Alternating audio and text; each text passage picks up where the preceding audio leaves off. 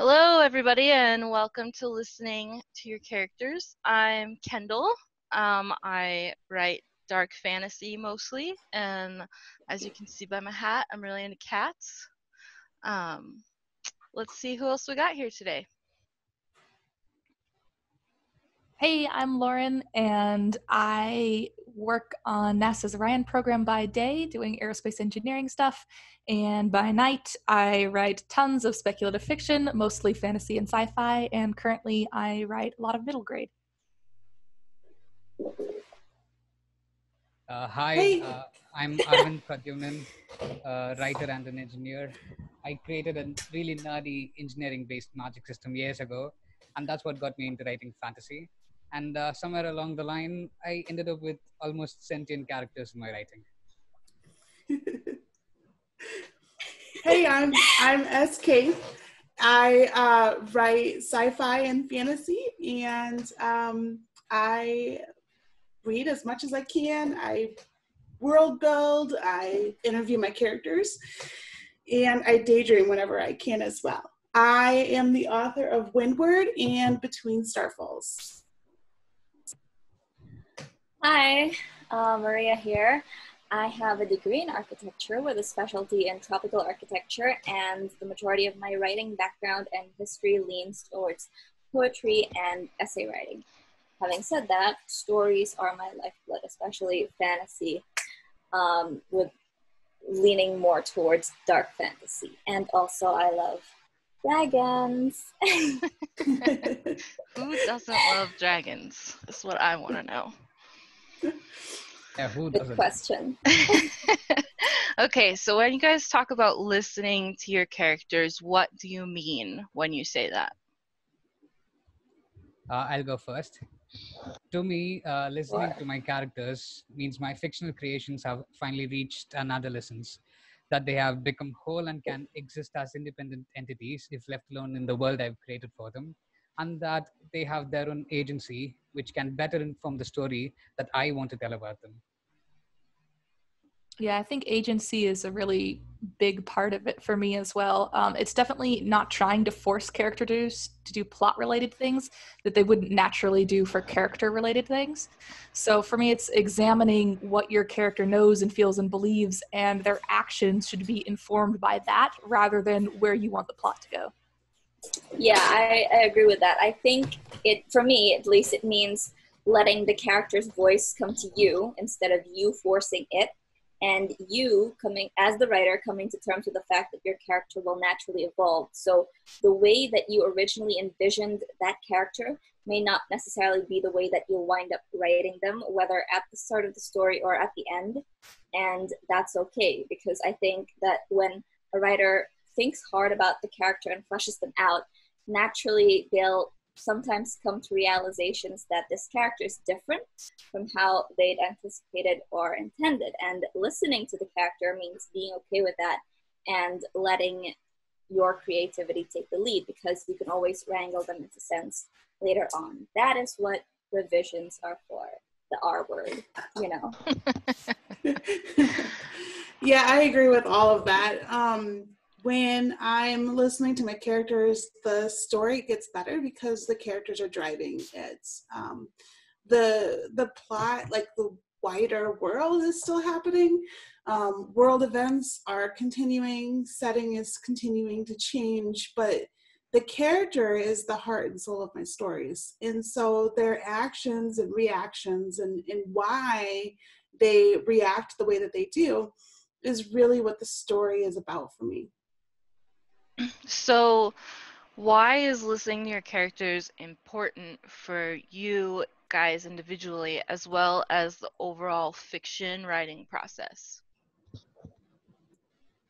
Well, for me, the way I see it, your character is a river cutting through the canyon that is your story.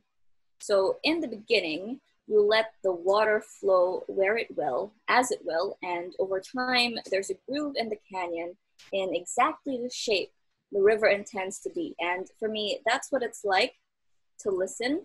And the story depends upon the character to flow, if we're taking the metaphor that far. And that really only happens if you listen to them and let them flow as they need. So constraining them or determining the course of the river, I think it rarely produces anything as alive and unique as simply allowing the river to flow.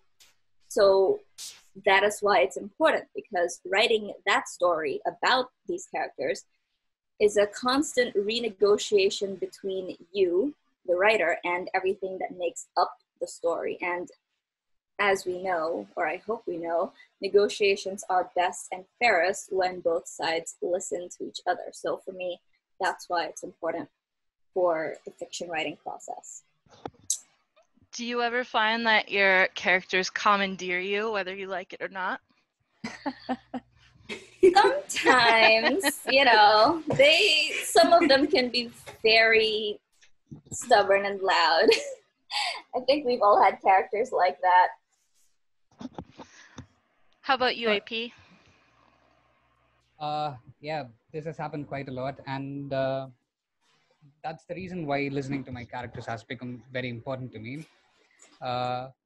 So when I started writing, I had envisioned the entire plot and story that I wanted to tell long before I even created my characters, and this is probably not the way a lot of people go about writing their stories, but this was what worked for me when I was starting with this particular project.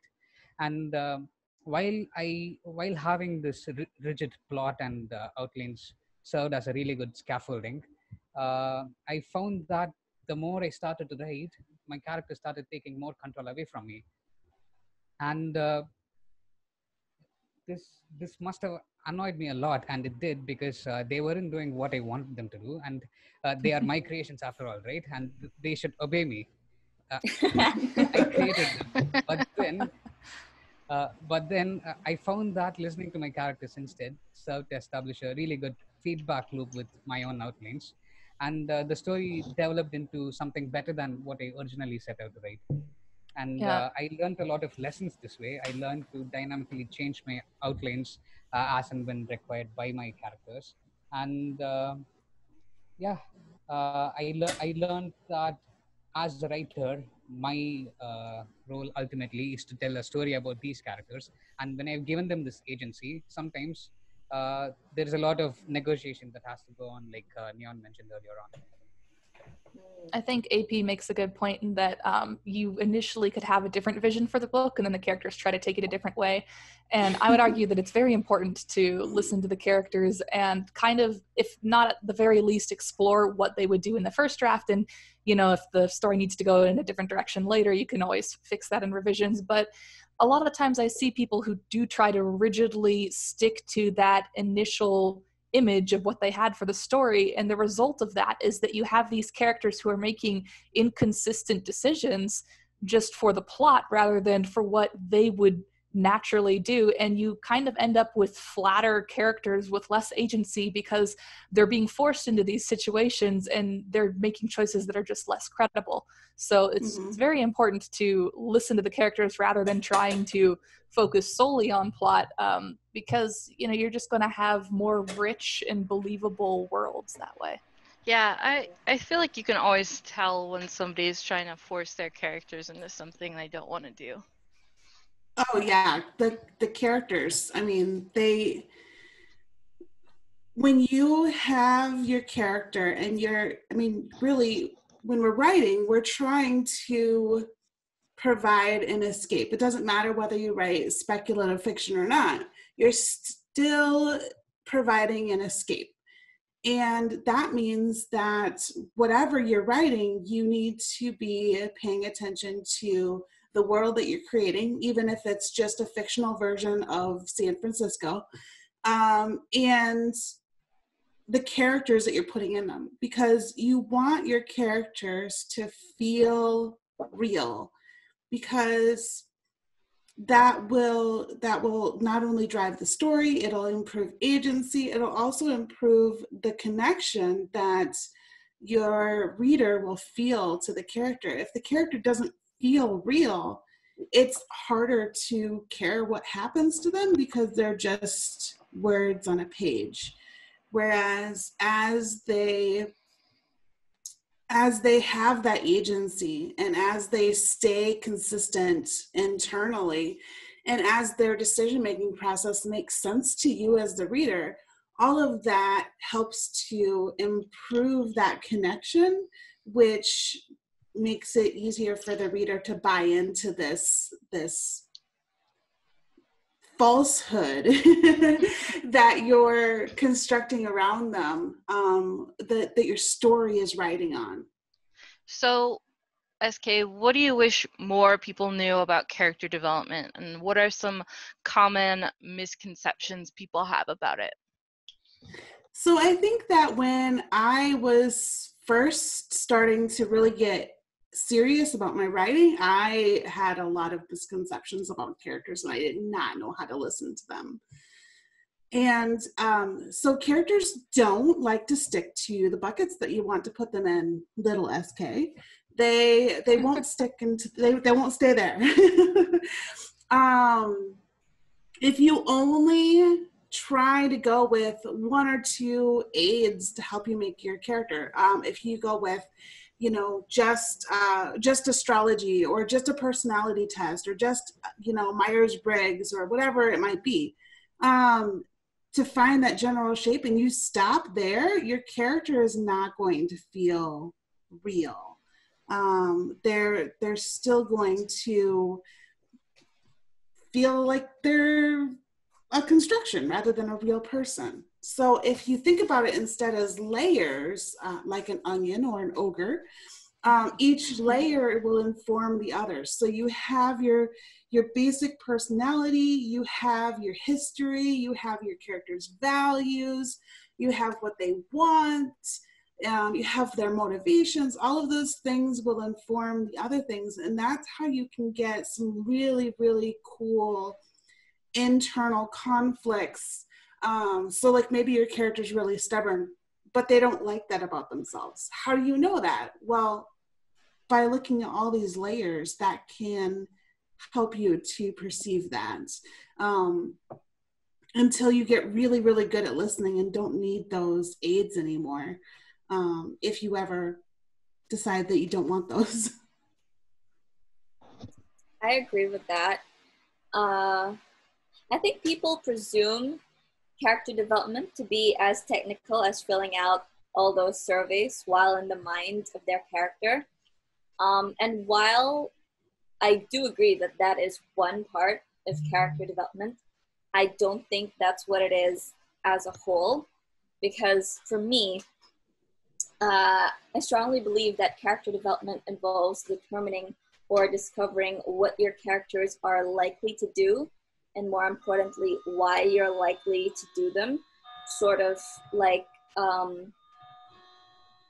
being close with a good friend, or like, you know, knowing your good friend, your best friend, or your sister, or your partner very well. You know, you might not have this, you know, long ass list of like, oh, what's their shoe size and their favorite color, and like their favorite movie, what's their favorite song, what is the doneness that they like their steak to be. But you would know what they're likely to do in particular situations. Like, would they prefer this kind of vacation or this kind of adventure? Like, would they rather stay at home? Like, would they be comfortable in a quarantine, or would they like go crazy from cabin fever? You know, these kinds of things.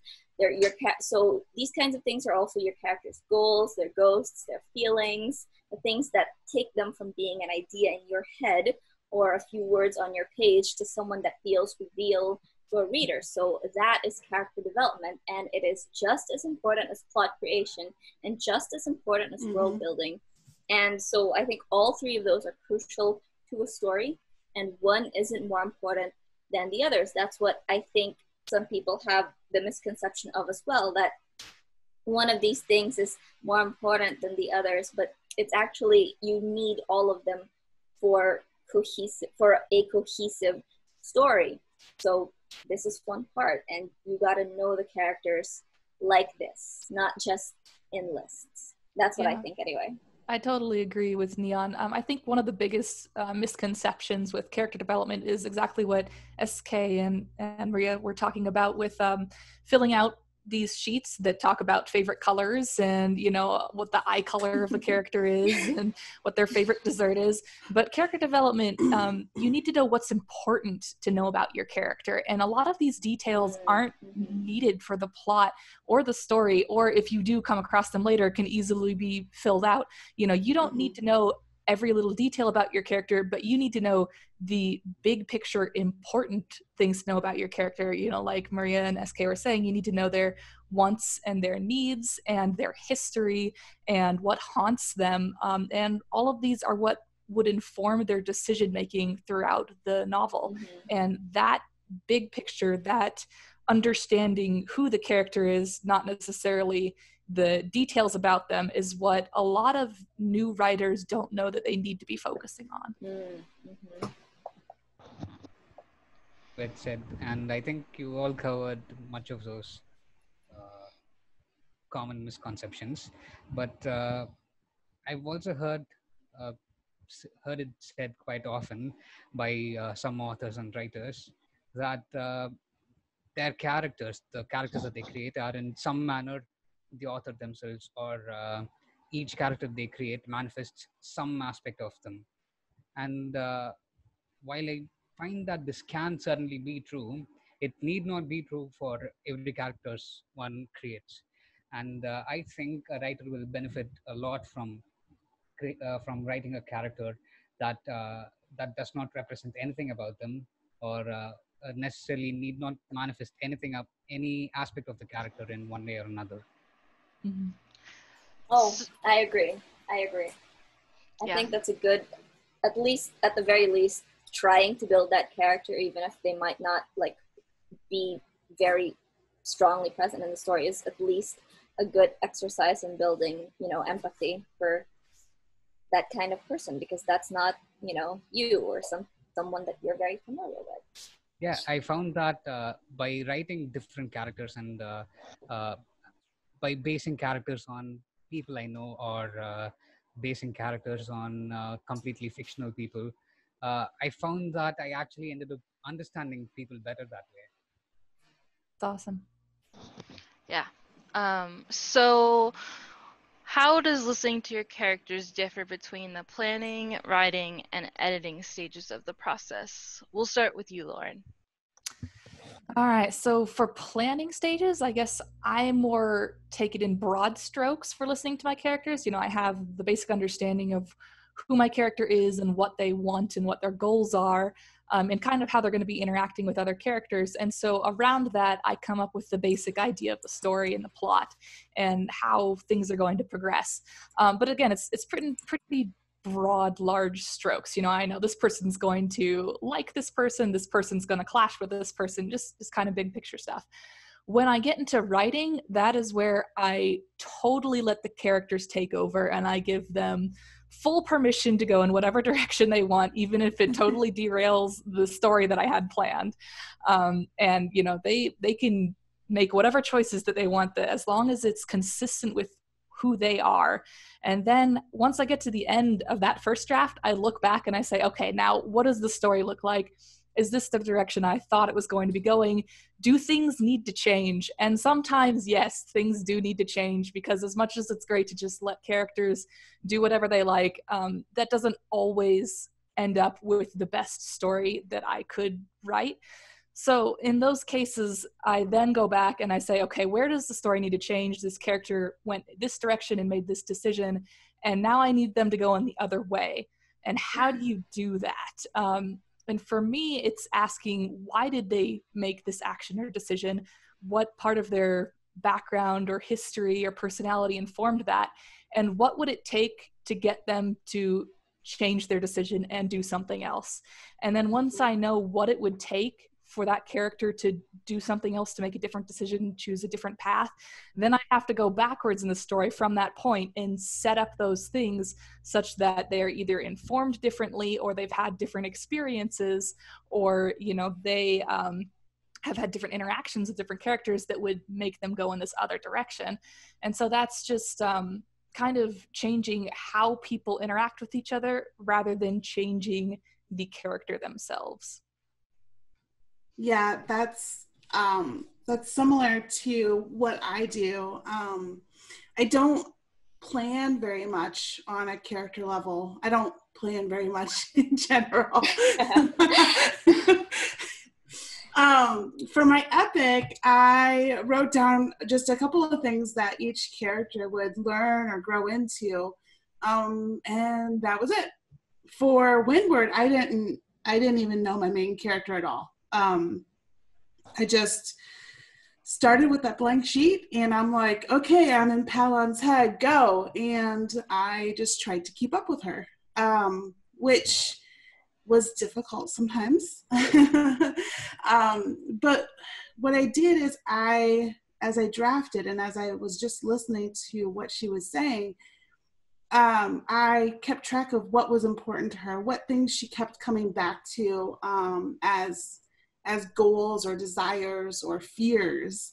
And then I used those things to either have additional side conflicts or to increase her internal conflict or to further the main plot. And then from the editing stage, I took that draft, I looked at the whole plot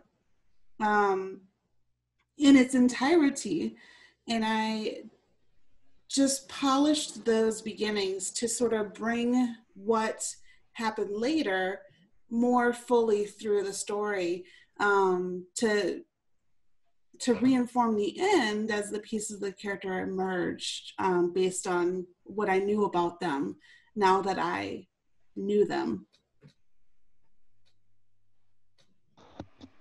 AP? That's interesting. Yeah. When I'm writing, my role as the author for my story is distinct for each of these different phases. When I'm planning, I don't really listen to my characters at all. Rather, what I do is envision how my characters would be, what they, what their behavior is, what their personality is, and figuring out how they will talk, their general history, and their verbal tics and idiosyncrasies. These are all things I just base on this mental image I have of these characters. But then actually listening to my characters, that happens when I'm writing the scenes. I'm writing the scenes with these characters, and that's when I discover more about them too. And while this helps me craft my outlines really well, when I'm not listening to my characters during my planning stage, uh, listening to them when I'm actually writing the story helps me flesh it out even more. And this is when I really have to listen to my characters. And when it comes to editing, again, there's not much listening going on here, but rather trying to recall what these characters sounded like, what they wanted, and just staying true to their needs and their wants, and making sure I don't become inconsistent while writing. Wow. Okay. So clearly, it has become clear to me that I am the odd one out, because my my process is drastically different from everybody else's. Uh, so the 3 stages for me are all quite distinct from my particular process. For those that don't know me, I am a hardcore plotter, but something that might surprise people to know is that while I'm at the planning stage, I'm at the mercy of my characters. So they'll tell me what they're like, or where they want to go, what they want to do, why they do these things, how they're feeling when they're done, everything, It'll be like, all right, who wants to put down a demon rebellion? Who wants to find a bunch of unicorns in the forest? You want it? You got it. Let's do this. Everything that they want. It's like showering a baby with candy, throwing them into Willy Wonka's factory. And then once I've given them everything they want, I sit down and I try to put together a cohesive story plan from there. But that's when things change, because while I'm writing, the tables are turned. Because once we've decided what the story plan is going to be, I'm the one who's in charge. When I'm writing the story, they have to go where we agreed they'd be going. They have to do what we agreed they'd be doing, you know, everything. It's like, all right, we said we were going to go to the Matterhorn first, you know, if we were Disneyland, then we said we were going to go and get corn dogs or whatever. So you promised you were going to do this. So you have to do this. And it's only fair because I listened to them in the planning stage and now they're listening to me. So, you know, first one gets their say and then the other, right? And while editing, which is the last part, that's the hardest, but for me also the most crucial part, because that's when we're having a back and forth, and that's where we're finding new compromises about how best to fix the parts of the story that need the fixing. So they tell me if they change their mind, I tell them if I and the story can accommodate, and it may not be an easy process, but we're in it together because we all want the story told. So while it can be brutal, it is also very beautiful. So what would you say is the most difficult part of listening to your characters, and how do you get past it? We'll start with you, AP. All right. Like Maria, I'm also a planner, and but I also have learned the pitfalls of extensively planning. But still, planning is the paradigm I work with. In my primary project, I had already decided the story I want to tell, and to a large extent, I tried to make my characters fit into the story. And while writing these outlines, this worked tremendously, and I didn't start encountering the problems until I actually sat down and started working on the draft. And that's when these characters told me that they had a mind of their own and that they started throwing wrenches in my plans. They they went rowdy. They spat on my pre-planned scenes. I was forced to alter huge swathes of my story, and this is not me complaining though. Most of these changes that they demanded, they actually ended up improving the story I wanted to tell and making it more organic. Uh, I discovered that storytelling, the art of storytelling, isn't just making outlines or isn't just listening to my characters, but it's actually a marriage of both. On other projects I work now, I started making my outlines a bit looser and giving my characters a bit more leeway, and giving them more power, where they can shift the story however they want to. How about you, Maria? Well, so like AP, yes, I'm a planner. So the most difficult part of listening to my characters, I deal with that mostly in the planning stages, because I could stay there forever, which is a bad thing, I know. So I have to wrestle with my characters for the story, because I may want it to go somewhere and then they tell me they don't want to go there at all, and then be like, all right, so where do you want to go? And they'll be like, I want to go here. I'm like, but I can't tell that story. It's not gonna work. They're like, but I want to go here. And I'm like, well, okay, let's think about it. You know, let's take a deep breath and let's really think about this, right? So we have to come to some kind of a compromise, otherwise it won't be written properly.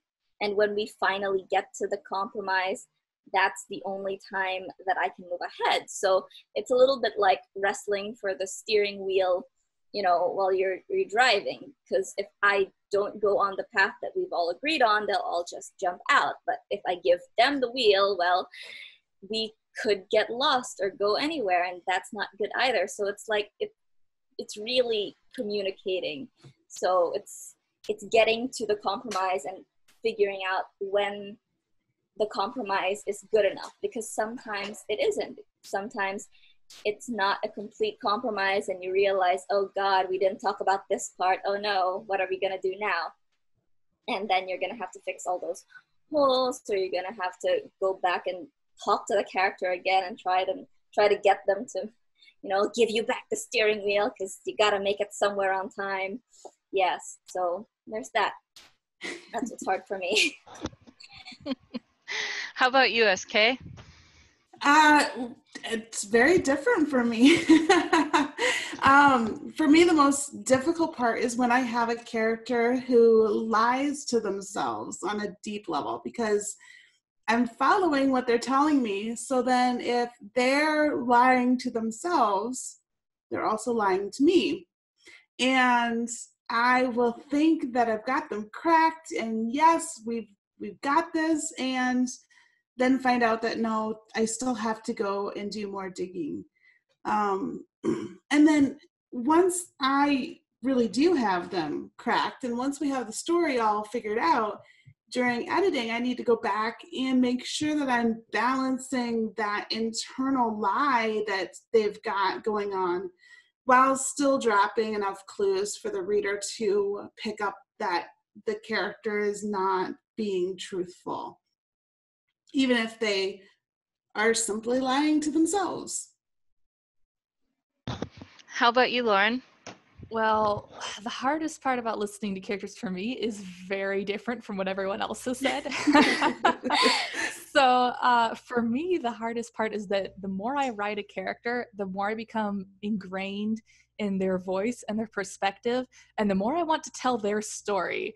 And this is great if it's the main character, and this is not great if it's side characters. Oh my God. I think everyone here knows who I'm talking about when I say sometimes side characters take a life of their own. And sometimes they kind of hijack the story. And so for me, the hardest part is not letting these other characters who are not the main characters come to life to the extent that I want them to take over the story. And so for me, the hardest part is, I guess, or how I address that, is that I then go, okay, I know you guys have a story to tell and I really want to write your story, but it is not this one that I am currently writing. So then I go off to the side and I open a new document and I start jotting down what their book is. And so I kind of come up with an idea for their own separate story, their own novel. And sometimes I do write those books, and sometimes I just jot ideas down in it for what their book would be. But it helps me separate out and keep them as side characters in the main book, the main, whip that I'm working on. That's awesome. So what would be the wildest thing you've discovered about one of your characters when you listen to them? Maybe they took you in a direction you weren't expecting. How did that happen? Well, if I can just expand off of what I was just saying, in the current book that I'm editing and querying, I had an idea for one character who was just going to be there for one chapter. And that was it. And he was just there to start, the inciting incident, and then he was going to poof into the background, and that did not happen. And he ended up as one of the main important side characters in the story. Yes. Yes, you know who I'm talking about. And it's just kind of wild to have this idea for the story and to have this idea for a character's place in the story, and then for them to completely grow out of that and kind of help shape and change the novel as you're writing. So for me, it's not just not expecting what your character is going to do, but it's I guess the wildest thing is then looking at the character from their perspective and their agency, and recognizing that they don't see themselves as a side character. And so characters are going to make decisions that you didn't anticipate when you were just looking at these characters from your main character's point of view. I know exactly what you mean. One character of mine rudely informed me after I was done planning out exactly how I was going to write the story, and mind you, that I loved her and I wanted to tell so much of the story through her eyes. And the worst part about that was that it was true. And anybody who knows me knows that I am super intense about my outlines. I mean, I think you're all at least a little bit familiar with how intense my outlines are. And like, I was done, man. I was so done. I was 100% done. I was like, all right, I am so ready. Chapter 1, let's go. And then after a few chapters, I realized, wait, no, but I want to write her, but she's not, she doesn't get a spot, you know, like she wasn't a POV character at all. She had no space in it. She was in the story already, but she had no space in it. And then I was like, oh, but she has to be in it. So I had to go all the way back and just redo my outlines entirely because I listened to her. So it required a massive overhaul and several headaches and a couple of long nights spent staring at screens and notebooks and wondering how it had taken me so long to realize that I do love her. And now I'm writing her, and it's a hell of an experience. So it's difficult sometimes, yes, but it's always really good. So even though it was such a headache to do all of that, I would honestly do it all over again. You know, if later on in the book I find out that I want to write some more of someone, yes, I will go all the way back and do it all over again because they're worth it. But oh my God. The sacrifices we make. Yeah. Yeah. My experience is quite similar to what Lauren and Maria mentioned too. But unlike Maria, I actually hated my character, this character that surprised me. And I so much that I wanted this character to die. I had devised an elaborately a cruel death for this character, but then this character said, "No, I'm not going to die. Fuck off." Sorry, I probably shouldn't swear, but he told me off, and I had to rework my outlines such that this character doesn't die. And it turned out this character was actually going to be quite invaluable later on, and uh, uh, and I found that he was actually going to be really important for the later books in my series too. That's My awesome. God. I have a different answer. So all of my characters surprised me with things that I wasn't aware of, probably because I don't plan very much, if at all. But I always like to get to that point where I crack them open and see all the, the nice, awesome bits.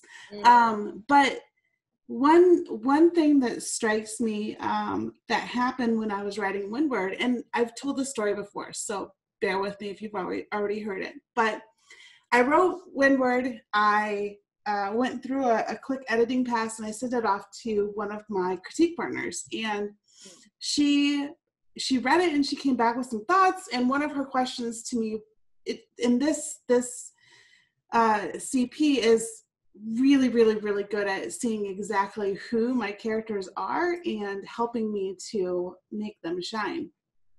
So she comes back and she's like, hey, so why does Palon hate Teba? And I'm like, but she doesn't hate her. She just, she hates her. So then I had to go back and I had to figure out exactly why, because this was not something that I had discovered at all while I was writing. It was something that was there. It just I hadn't realized it. And so that was an interesting thing because it really helped to take Teba from being sort of the eyes of the reader and the way that I could sort of explain things from an outsider's perspective to somebody who was even more essential to the plot and to Palon's further development as a character and determining how her character arc shaped out. I have a question for you, SK. Uh-huh. So do you think that has to do with what you were saying earlier about characters lying to themselves? Do you think like the reason you didn't see that she hated this person is because maybe that character wasn't even admitting that she hated the character? I think So, and it's weird because Palon is not one of my characters that tends to lie to herself, but it definitely, it wasn't something that came up. So it's like if you're talking to somebody, right, and you're having a conversation and like they just completely gloss over all of the, you know, black holes in their heart. Oh yeah, so like when you're talking to someone and then later on you find out a thing about them and you're like, hey, you never mentioned this, and they're like, oh well, you never asked, and you're like, well, I guess you're not wrong, but still. That was exactly how it was, because I was like, she doesn't, and then she's like, oh yeah, I totally hate her, I despise her, and I'm like, shoot. So what are some questions you guys like to ask your characters to get to know them better? I'll admit those character sheets that you often find online are a huge pet peeve of mine, because whether or not your character's favorite color is blue usually doesn't play into your manuscript. So what are some questions you guys like to ask? I'll be honest, I've never filled out any of those sheets. I like look at them and then I'm just like, I don't care about any of this stuff. And then I just go off and type up my own document about them. And I know other people use those religiously and they use them to, you know, they're useful for them, but I've just never used them. So for me, questions I have, first of all, is the very first one is, what does this character want? What do they want more than anything in the world? And then the second question, which maybe I don't know the answer to right away, is what do they need? And very often what do they need is different than what do they want. And then after that, I start digging into, you know, their history. Who are they? What informed this want and this need? And then some more, I guess, non-obvious questions I would get into is, how do they feel about X element of world building? You know, do they like the world they live in? Is there a conflict between the world they're living in and who they are? You know, how do they fit into the world around them and the elements of that world? Go ahead, SK. You know, similar to Space, to Lauren, I like to ask my characters things that you won't find on very many of those interview sheets, because I like to sort of come at the problem sideways, because that helps me to prevent my characters from lying to me. So I conduct character interviews with other people to help them come at things sideways, because it's easier to surprise you when it's not you asking the question. But when it's me, rather than, okay, how do you feel about so-and-so, I will ask more detailed questions like, what is the worst thing that so-and-so has ever done to you? Or, you know, what's the thing that you admire most about so-and-so, but what also is the thing that you detest about them?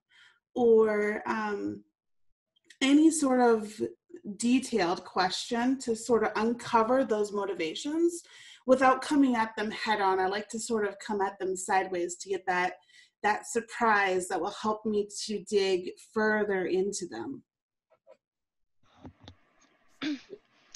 Okay, you know, it's so funny that we're talking about the character sheets that people fill out, because I am literally filling up some of those right now. It is seriously, it's not even something that I do like really, really deliberately nowadays. It's just like, oh, I'm bored. All right, I don't really have anything to do. I'll just fill it out. Or like if I want something to do with my hands while I'm doing, you know, other stuff while I'm talking to people like you, or, you know, I'm watching something. If I just want my hands to be doing something, that's what I'm going to be doing. That's how much of a background foundation it is for the way that I build my characters. So let's pretend I have a clear segue to the actual answer to the question. segue. So the question the first and most important question that I directly ask any character, if I love them enough to be wanting to tell their story, which is the only reason that I would really want to get to know them better, is what would it take to make you happy? And then I just listen. You know, that's the part where I really listen, and I, you know, hear about, you know, their childhood and what's going on right now and their dreams, etc. And then they go on and on and on. And once I figure out, you know, the seed, the kernel, the center of what would make them happy, then I start to think, all right, what is the best way that I can stop them from getting that? And then that's how I start asking them more and more questions, like, all right, what would the hardest choice be for you to make? Or what would you really hate to have to do? Or what is one thing you would never sacrifice? Oh, you would never sacrifice your pride? I see. You're gonna have to sacrifice your pride, sweetie. I'm so sorry. So, you know, I just find the best ways to draw out like everything that the story could possibly draw out for them, and that's how I get to know them better, you know? I always admire people that like torture their characters so well. I'm not gonna say that's it's something, fun, but it you're is. really onto something there, Kendall. I actually do that to my characters. Not exactly putting them in a torture chamber, but I find that sending on them adventures, or just thinking about what they do in situations that need not necessarily be a part of the story I'm writing, but just imagining what they would be like if they'd gone out for a drink and met somebody who was completely the opposite of them, or something like that.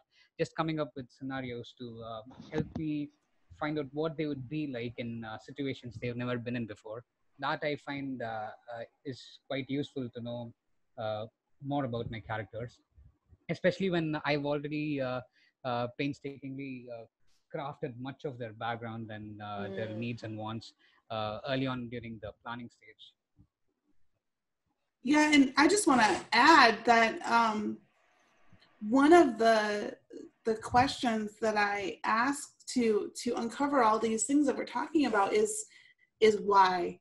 And I ask why until it becomes obnoxious. And sometimes I continue to ask why, because that can really help to uncover these deeper emotions that your character may not even be aware of, or they may be hiding from themselves. So, oh, your character's afraid of this. Okay, why is that? Oh, because of this part of their personality. Okay, so why is that so important?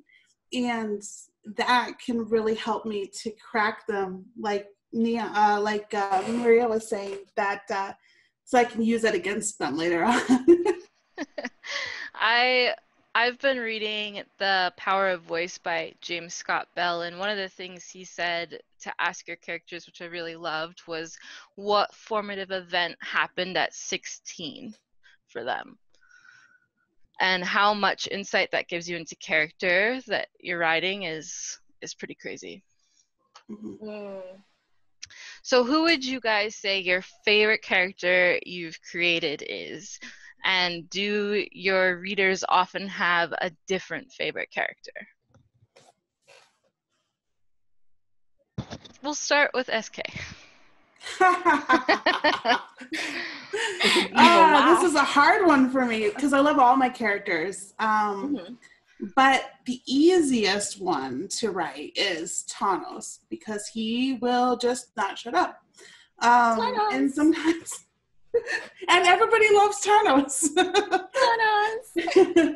But sometimes I'm like, no, it is not your turn. Stop talking. And I have to write him extra scenes just to get him out of the way so I can go back to my regular document and listen to somebody else. That way people like Takaya actually get a chance to talk, because otherwise they would just never have a chance to be on the page. How about you, Lauren? Well, my favorite character is definitely Cornelius, and second is Cornelius! Dust. And I think overwhelmingly everyone's favorite character are also those two characters. And I think it really shows that the characters that you love to write really shine through on the page, because those end up being the characters that people love to read. But the reason I love writing Cornelius and to a lesser extent Dust is that they're sassy. You know, you can write like a lot of fun, quippy dialogue, which is just as fun to read, I think, as it is to write. And the dubious morality, which I love, even in reading characters. I love characters who you're not entirely sure if they're an antagonist or if they could be the hero of their own story. And that's just a lot of fun for me to do, because they're less predictable. You know, you don't know which side of the line they're going to fall on at the end. And they also have a lot of room for emotional growth, and I think that can also be a lot of fun to read. Cornelius. How about you, AP? Yeah, my favorite character has to be Leela. Leela. She's a mother, and her superpower in a world running on magic is her single-minded determination to reunite with her daughter. Uh, she is my favorite precisely because of how much she has challenged me while writing, and how much she has forced me to change the story around her without even consulting me first.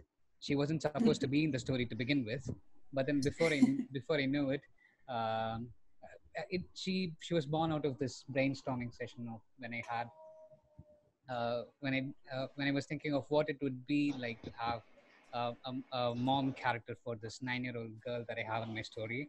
And then it turns out she's actually quite important, and that I shouldn't have ignored her all this while.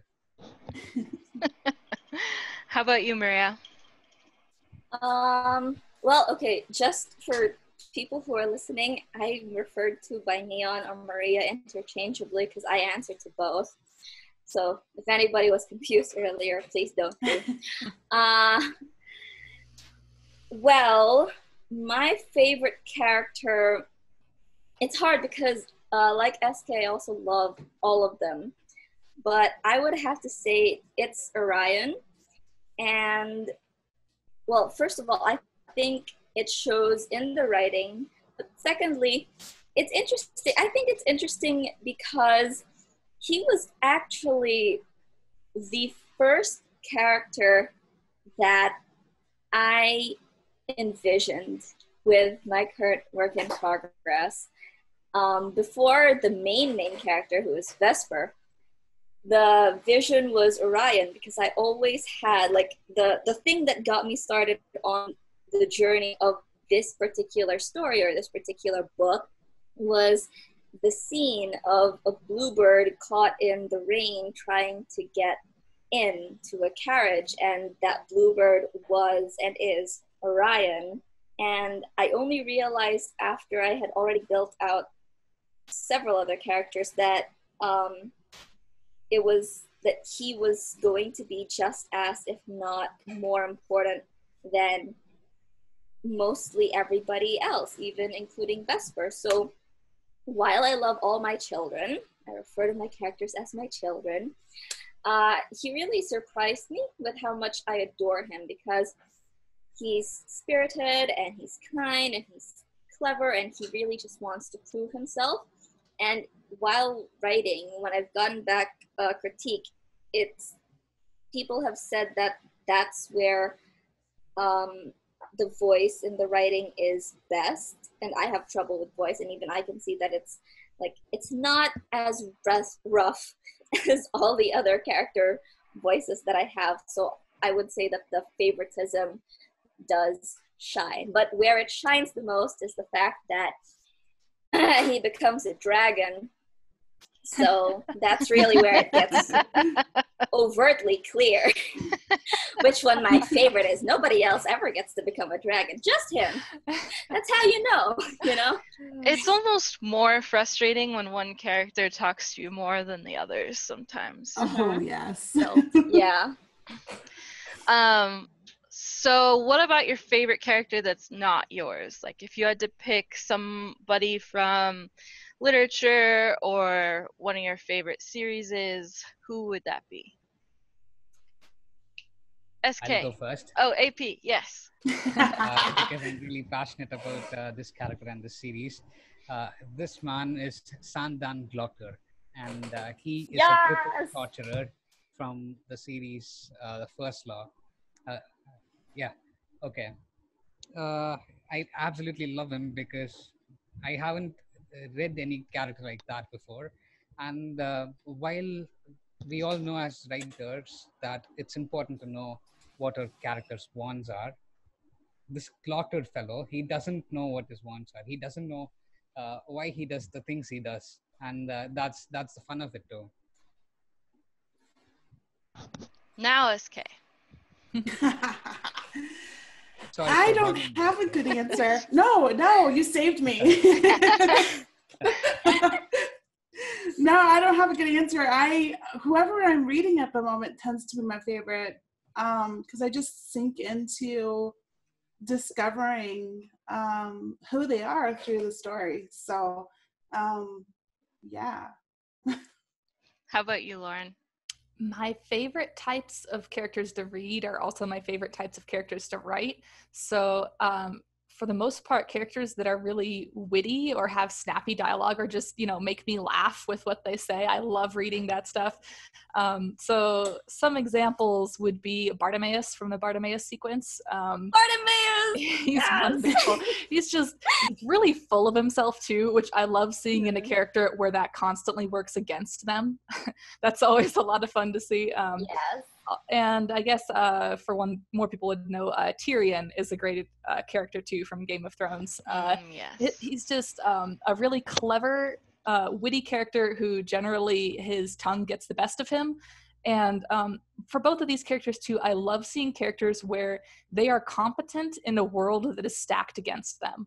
And that is also the kind of character that I love writing too, where they have to overcome, the world building, nothing to do with who they are intellectually, but who they are physically, who they were born into, working against them. And I love seeing these characters overcoming or fighting against these odds. Is a lot of fun for me to read and write.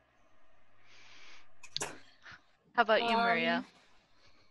Well, I do love characters like Barty and Tyrion. I was literally thinking Bartimaeus when the question was asked. I was like, oh, I love Bartimaeus. But to have a slightly different answer, I really love strong female characters that aren't just like physically strong. So two of my favorite characters of all time. Well, let's go with three because, the rule of three. So my first would be Lyra Belacqua from Philip Pullman's Dark Materials.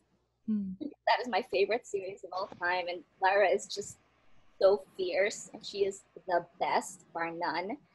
And then I also love Sabriel from Garth Nix's The Old Kingdom saga, because she is so strong in a way that I haven't really seen done before. And I love that entire series mostly because of her. I mean, I love everything about it, but she really makes it shine because her strength is not like the common kind of strength that you find. And I also love Yvain from Neil Gaiman's Stardust, both the movie and the book, because it's really good and she's great. I love that she has a voice of her own and that she has such a big heart even though she doesn't mean to. That is also another like kind of character that I love. The characters who really just have a big heart even if they're not intending to grow one or have one or admit that they have one. So yeah. Maria, you're a woman after my own heart. I love all of those books you listed so much, and those are all some of my favorite characters too. I love those. Right? And Lyra especially is one of the best characters I've ever read. Be it a child character or a female character, she's just absolutely brilliant. Yes. I know, right? I love her. So, parting advice for people that are struggling listening to their characters. Try different things. See what gets your character talking. Like everything else, it'll get better with practice. And I find that if I really am having trouble, I will just write something else, which is why I also write out of order. Because if you're not going to talk to me, I'm going to go listen to somebody else. Sometimes music can help get you into the right frame of mind, or even just changing settings. So if you're writing inside, go outside, or if you're upstairs, go downstairs. Something that just sometimes physically moving can help you get into the flow. So, I mean, even walking or doing chores or other mindless activity can just help you to start with that listening. Or sometimes I'll just write something that's never going to be seen by anybody else. I'll just, write a letter that the character's writing, or a side scene that'll never make it into anything. I do that Jumping too. forward or backward. Yeah, all of that really helps. Sometimes I'll write something just for myself, and I'll be like, this will never make it in there, and then it does sneak in there.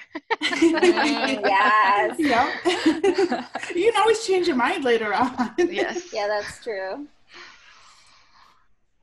I Anyone think else? SK pretty much covered it, man. Like she said, what works for someone is not going to work for someone else. So just try different things if you're struggling. You know, if you've never tried doing a character sheet before, maybe that's what you need. If you're getting stuck on character sheets, throw them out.